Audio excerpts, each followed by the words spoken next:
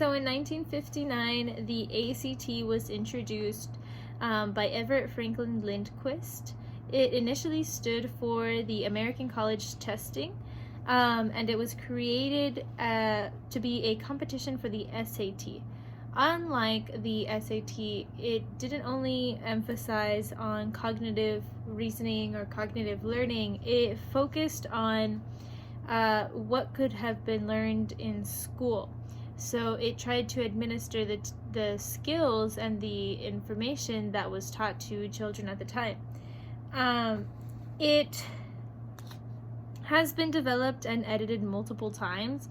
In 1996, they actually removed the acronym of the American College Testing and just left it at ACT instead. Now, while it still does have an achievement gap similar to that of the SAT, where there is still underrepresentation for lower income students or lower income participants, minorities, racial minorities, and women. There is still going to be that achievement gap seen with the ACT. However, because it doesn't only focus on cognitive reasoning and it also emphasizes on what could be learned through the education system, it opens a little bit more doors than that of the SAT and allows for a broader amount of participants to be able to take the test and to be able to categorize their skill set and their intelligence through a standardized test like the ACT.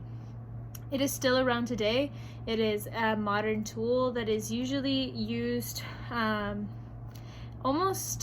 it is mandatory to be taken most of the time when registering for some kind of college or higher education. That is how important the ACT has become, which is why I mentioned it in my timeline in regards to its impact on intelligence testing and IQ in psychological history, or the history of psychology.